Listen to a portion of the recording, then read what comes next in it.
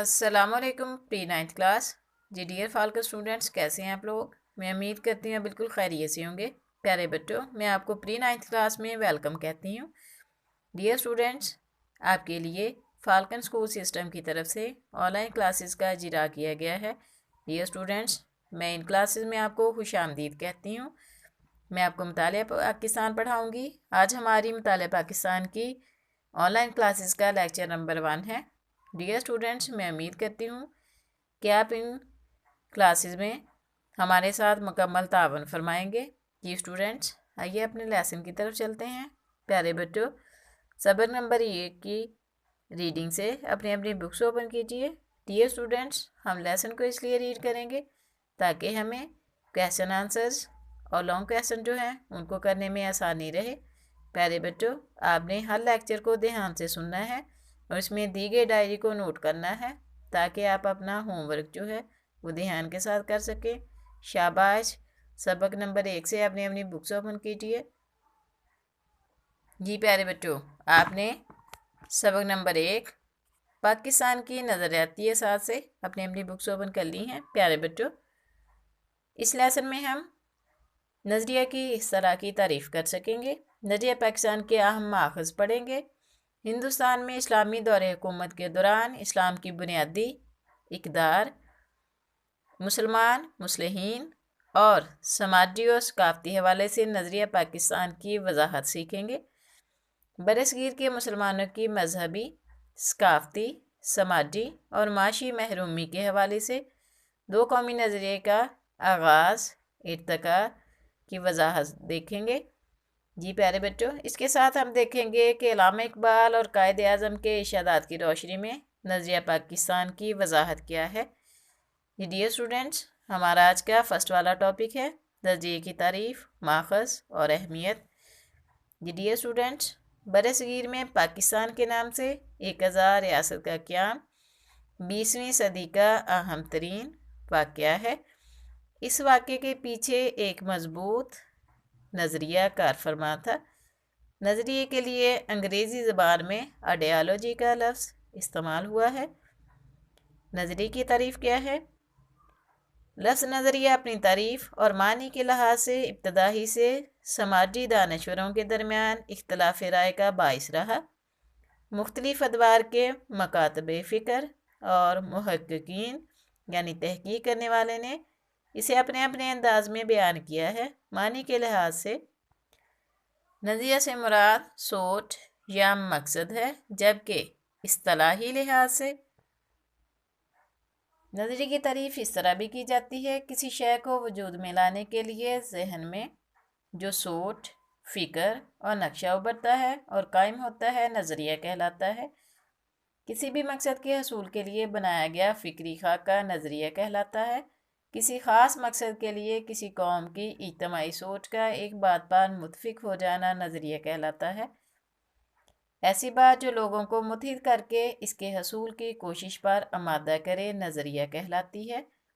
नज़रिया से मुराद ऐसा ज़ाब्ता या प्रोग्राम जिसकी बुनियाद फ़लसफ़ा और तफक्कर पर रखी गई हो और इंसानी ज़िंदगी के मुख्तलिफ पहलुओं मसलन सियासी, माशरती और तहज़ीबी मसाइल के हल के लिए कोई लाहा या अमल बनाया गया हो। डियर स्टूडेंट्स, नेक्स्ट वाला हमारा टॉपिक है नज़रिए के माखज़। नज़रिए के माखज़ दर्ज झैल हैं। मुश्तरका मज़हब। मज़हब महज अबादात का मजमूआ नहीं, बल्कि वो किसी कौम की पूरी माशरती ज़िंदगी को मुतासर करता है। 19वीं सदी में बरसगीर पाको हिंद में कई हिंदू तहरीकों मसलन अराया समाज और बरहमो समाज वगैरह ने जन्म लिया, जिनका मकसद हिंदुज़म की अशात और मुसलमानों को नीचा दिखाना था। अराया समाज के बानी पंडित दयानंद सरस्वती ने तो हद ही कर दी थी। उसने शुद्धि के नाम से एक प्रोग्राम शुरू किया जिसका मकसद गैर हिंदुओं को ज़बरदस्ती हिंदू यानी शुद्धि हिंदू जहन के मुताबिक पाक साफ बनाना था। बरहमो समाज का बानी राजा राम मोहन राय भी मुस्लिम दुश्मनी में मुसलमानों के ख़िलाफ़ तकारीर करता था। कांग्रेसी दौर हुकूमत 1937 से 1947 ने इस ख्याल को मज़ीद पुख्ता कर दिया। کہ متحدہ ہندوستان میں مسلمانوں کے لیے اپنی مذہبی شناخت اور پہچان کو برقرار رکھنا مشکل ہوتا جا رہا تھا۔ مشترکہ سیاسی مقاصد کی بدولت دنیا کی کئی اقوام نے اپنی آزادی کی جدوجہد کی۔ انگریزوں کی آمد سے قبل برصغیر پاک و ہند میں جمہوریت کا تصور ابھرا، جس میں حکومتی نمائندوں کا انتخاب ووٹ کے ذریعے عمل میں آیا۔ آبادی کے لحاظ سے مسلمان برصغیر پاک و ہند میں اقلیت میں تھے، لہٰذا حکومت میں مسلمانوں کا حصہ بھی تھوڑا تھا۔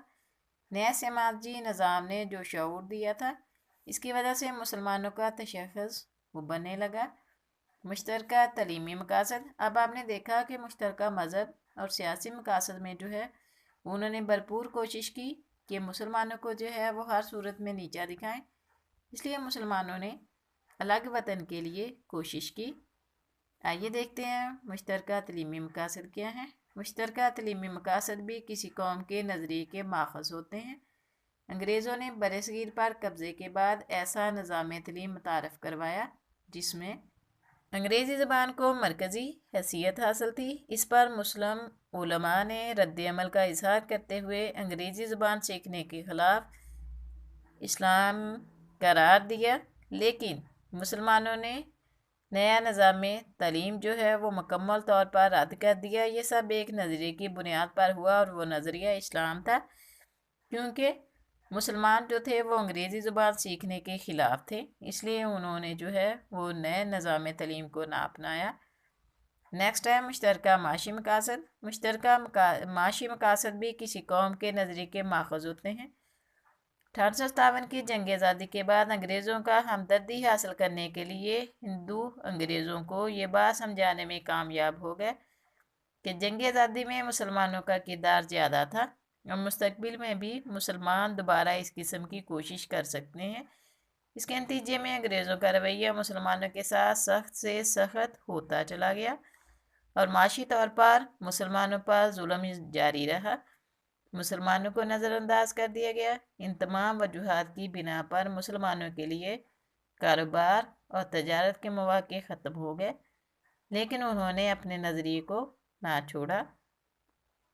نیکسٹ ہے مشترکہ ثقافتی مقاصد۔ مشترکہ ثقافتی مقاصد کی بنیاد پر بھی کسی قوم کا نظریہ جنم لیتا ہے۔ انگریزوں کے ہندوستان پر قبضے کے وقت اردو کو سرکاری زبان کی حیثیت حاصل تھی۔ برطانوی حکومت میں جب ہندوؤں کا حکومتی سطح پر عمل دخل بڑھا تو انہوں نے اردو کی جگہ ہندی کو سرکاری زبان کا درجہ دلانے کی کوشش کی۔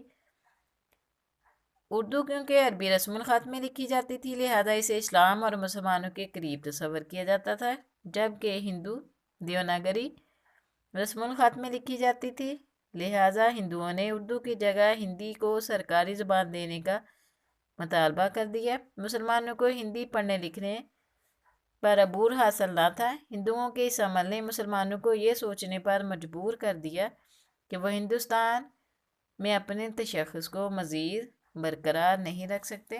ڈیئر اسٹوڈنٹس، آپ نے نظریے کے ماخذ میں پڑھا کہ ہر جگہ جو ہے وہ ہندوؤں نے مسلمانوں کو نیچا دکھانے کی کوشش کی، تعلیمی لحاظ سے، معاشی لحاظ سے اور ثقافتی لحاظ سے۔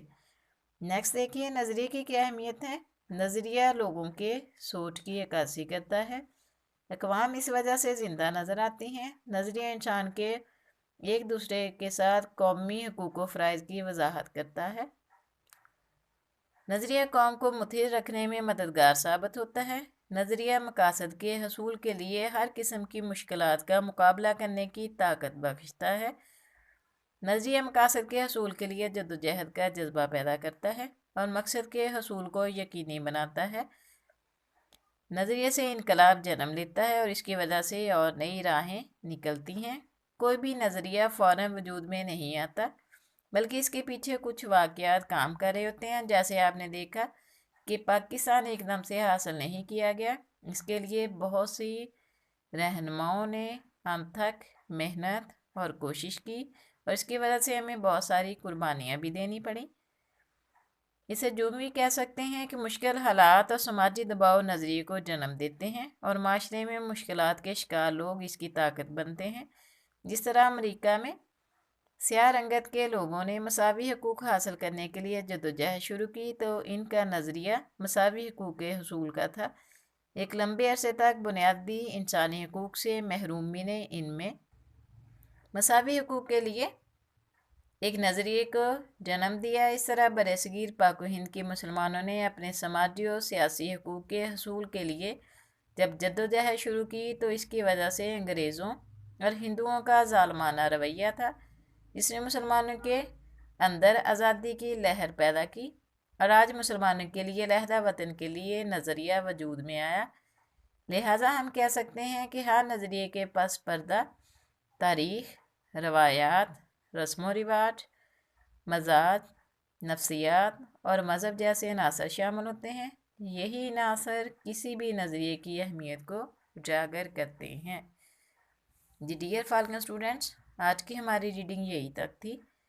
پیارے بچوں، میں امید کرتی ہوں کہ آپ نے لیسن کو بہت دھیان سے سنا ہوگا۔